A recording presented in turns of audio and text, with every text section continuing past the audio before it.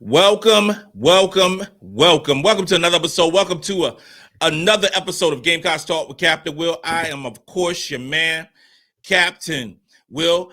Make sure you like, make sure you share, make sure you subscribe to Gamecocks Talk with Captain Will so I continue to bring you that gospel of Gamecocks every single day. Ladies and gentlemen, boys and girls. Ladies and gentlemen, boys and girls, you are now rocking with the best. And since you are rocking with the best, come rock with your man, Captain Will. All right, we got to go today, y'all. I said we got a good one today, y'all. We are talking about where do the South Carolina women's basketball team stand after 8 basketball games? Where do we stand? Let's break that all down. And we are coming off a trip to Las Vegas. I'm still recovering from losing my voice from screaming all the time. We went 1-1 during this Vegas tour. Played Duke, blew Duke out, lost to Texas, and we don't play again until December the 4th. So it's time to take a break. It's time to mix in a little water. It's time to chill and see where we sit after 8 basketball games. Okay, so follow me on Instagram at Captain Will the OG. Follow me on Twitter at Gamecocks Talk, and most importantly, follow Gamecocks Talk with Captain Will on YouTube. Hit the subscribe button, share it, ring the notification bell so you'll know when new episodes are going to drop. So let's take a break. Okay, let's just sit where we sit. Okay. Currently, we are number 2 in the net ranking. Okay, that will change. That will change probably tomorrow, Tuesday, in terms of net rankings. And I anticipate UConn being number 1 in the net rankings. I anticipate Texas being number 2. I anticipate South Carolina being number 3 in the net rankings once that comes out on Monday or Tuesday. In terms of the AP poll, I know some folks follow the AP poll. I do not. I can care less about the AP poll. UConn will be number 1. Texas should be number 2. Carolina should be number 3. Okay. UCLA probably should be number 4. LSU should be number 5. I could see some voters bumping LSU up to number 3 or number 4. I have a huge problem with that because LSU's schedule has been horrific so far. You don't reward bad behavior by rising up teams that has not played anybody, and you don't penalize teams that took that leap of faith to play teams that have the chance of beating them, like UCLA, like South Carolina, like Texas, okay? But we'll talk all about that once those polls come out. So I'm going to hold my thoughts for that until I actually see it in black and white. Speaking of strength of schedule, South Carolina currently has the 111th strength of schedule before we take on Louisville, which is another very good basketball team on Thursday night at 7:00 p.m. Where does South Carolina lie in terms of our strengths as a basketball team offensively? Okay, I hear a whole lot of conversations about South Carolina and our offense. Oh, we're not doing this on offense. Oh, we're not doing that on offense. Well, South Carolina is ranked 5th in offensive rating out of 363 Division I basketball teams. Number 5. Okay, so we ain't doing too terrible, huh? 5 in offensive rating. We are 3rd in field goal percentage allowed. We are 3rd in field goal percentage. Okay, we are 7th in assist to turnover ratio. Those all tremendous stats. We are 9th in offensive rebounding percentage. We are 10th in fewest turnovers per game. We are 12th in 2-point percentage. We're 13th in assists per game. We are 27th in 3-point percentage. All those offensive stats are amazing. Our offense has some lulls from here to there sometimes during a basketball game, especially against top-rated opponents like we just played against Texas. Texas is a terrific basketball team that returned a good majority of their players. South Carolina did not. Okay? We did not. We had 3 players who got drafted into the WNBA. We have 1 player who was for sure going to be a first-team All-SEC who tore her ACL during the summer, who's not playing. We have another player who probably would have been one of the top rebounders and block shot individuals in the conference, in Ashlyn Watkins, who's not there. Okay, so we are still figuring this out. Texas brought back a multitude of players: Rory Harmon, Madison Booker, Justice Carlton, Jordan Lee, Kyla Oldacre, a host of players from their previous team. Okay, I didn't talk about that when I was breaking down the pregame for the Texas basketball game. Texas should have been favored in that basketball team with the amount of players they had returning back to their team. South Carolina was still favored. South Carolina lost. South Carolina will get better after this game. When we play them on January the 15th, we will play better. Not like we played bad. Texas is a great basketball team. So I just hate it when folks just want to poo-poo this basketball team like we're going to lose a ton of games or something just because we lost against a team that potentially could be in the championship game in Phoenix, Arizona, with Texas. They are a great basketball team. We are a great basketball team as well, who are still figuring it out. Where we're figuring it out, you can look at defense. We're 18th in the country in defensive rating. We're 3rd in block shots per basketball game. That is amazing. We're 4th in field goal percentage allowed. That is unbelievable. We're 4th in 2-point percentage allowed. That is terrific as well. We're 10th in total rebound percentage. That's wonderful. 27th in 3-point percentage allowed. That is noise. 97th in defensive rebounding percentage. That is not great. That's not good. That's all right. That's all right. We got some work to do on defense. And I talk about in one particular area where we got to work on in defense. But right now we're 18th in defensive rating and we're 5th in offensive rating. We have a very good basketball team. Don't lower your heads. When we're talking about this basketball team, it is a terrific basketball team. And who is leading our team and overall, I would say right now, as it currently states, it is double. It is almost, it's a tie. I'm going to say this with Joyce Edwards with 29 minutes per game, leading the basketball team with 20 points per game, shooting 57% from the field with 57% from the field on 14 attempts. She's shooting 64% from the free throw line on 5 attempts. She's getting you 6 rebounds, 3 assists, 1 steal, 2 blocks, and 2 turnovers. She's 3rd in the SEC in points per basketball game. What? She's 6th in the SEC in field goal percentage. She's 8th in the SEC in blocks per game and 10th in the SEC in player efficiency rating. Joyce has been balling for the South Carolina women's basketball team to go along with 127.9 offensive rating and a defensive rating of 75.8. Net rating overall of 52.1, higher than it was anytime last season. She is balling. And I still say she's the SEC player of the year. But I think that Madina is tracking her. I'm not going to lie. Joyce is getting you 20 points. She's getting you 6 rebounds, and she's getting you 3 assists. Madina is balling, y'all. She is balling. 26 minutes per basketball game, 14 points.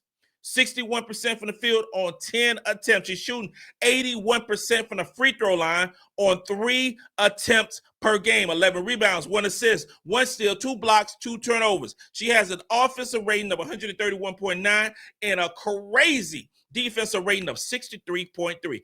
Everything that we wanted in a center, we getting from Madina. Everything. When we went to the transfer portal and you grocery shopping and you trying to find what you need to be a Gamecock, we got that with Madina. She's 2nd in the SEC in total rebounds per game. She's 2nd in the SEC in total rebound percentage. She's 3rd in the SEC in defensive rating, which also is a 13th in the country in defensive rating. We wanted a defensive stopper in the post. Boom, you got Madina. You wanted a rebounder. Boom, you got Madina, second in the conference in total rebounds per game and total rebound percentage. But this ain't it. She's also third in the SEC in defensive rebounding percentage. Again, she's playing 26 minutes per basketball game. She's not playing 34, 35, 36 minutes per game. She's fourth in the SEC in blocks per game. She is balling while being fifth in the conference in field goal percentage. That fifth in the conference in field goal percentage is actually 19th in the country in field goal percentage, fifth in the SEC in offensive rebounding percentage. We wanted a rebounder. We got one. Now, what everybody else got to do, they got to help out. They got to rebound the basketball too. We can't wait for Madina to get every rebound because she ain't going to get every single rebound. She's going to do her part. She is one of the best 2 or 3 rebounders in the conference. But we got to gang rebound. We got to get in there and get dirty. We got to get grimy. And sometimes against Texas, we did not get grimy when grabbing those rebounds. Those are facts. Those are facts. And as we play better basketball teams, and I say better basketball teams, there are some stuff on the horizon where we got to play better. And a couple of weaknesses on offense that I can see with my own eyes. Pace of play. South Carolina got no business being 156th in the country in terms of pace of play, with Raven Johnson being our point guard. That makes no sense to me. It makes no sense to me. I don't know why. 156th in the country in terms of pace of play. I need that at least in the top 100. I think we are wasting the talent, the services of Hollywood Johnson by having a pace of play of 156. No. Assist percentage. We talk about some of these great offenses where, that look so smooth. Look like, just cutting through like butter. That pass the ball and the cutting and the moving and the shaking and all those different things. South Carolina, as it stands right now, is 122nd in assist percentage. You know what that means? It means that we got to share the ball more. We got to move the ball more. We got to move without the ball. Now, 122nd ain't horrible. That's still almost in the top third. But South Carolina in a top third type team. No. We got to improve that. Pace of play, assist percentage has to improve.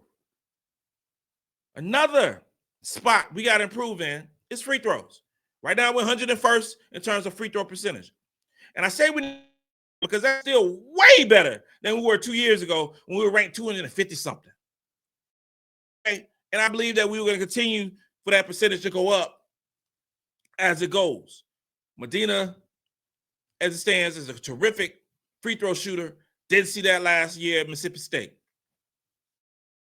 I can hit free throws. Tessa can hit free throws. Right now, Joyce is below her standard of what she shot free throws last season. That'll even itself out. But that got to change.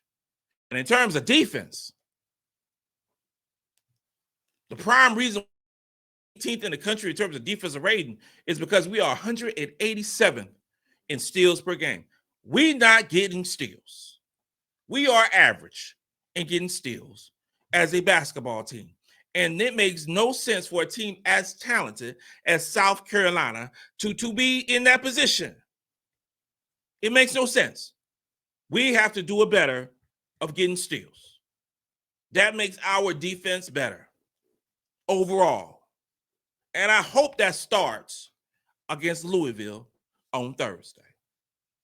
I talked about Joyce and Madina of where they stand in terms of being co-MVP, so to speak, for this South Carolina women's basketball team. And if I had to pick a third at this point, I would probably say Raven. If you, and this is a crazy thing. If you just look at analytically, offensive rating and defensive rating, number 1 would be Madina, number 2 would be Raven, number 3 would be Joyce. Okay. But I gave Joyce the nod because of the points that she has. Raven, right now, 28 minutes per basketball game, getting you 9 points, shooting 50% from the field on 7 attempts, shooting 47% from 3 on 2 attempts per game, getting you 5 rebounds, 7 assists, 1 steal, 1 block, 2 turnovers. Her offensive rating is 129.7, which is the highest of her career. Her defensive rating is 75.5, which is right on par of an outstanding defense. She's 4th in the SEC in assists per game, which is also 10th in the country in assists per game. And she's 5th in the SEC in assist percentage. Raven is playing tremendous basketball.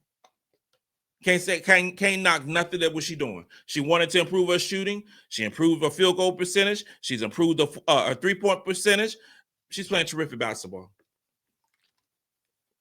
She is rising up the stock for the WNBA. Tanaya Latson has a net overall rating of 48.8, giving you 29 minutes a game. Okay, 17 points, 54% from the field on 11 attempts, 50% from 3 on 2 attempts, 4 rebounds, 4 assists, 78% from the free throw line on 5 attempts, 1 block, couple of turnovers. She's playing great basketball. Great basketball. Field goal percentage way higher than it ever was at Florida State.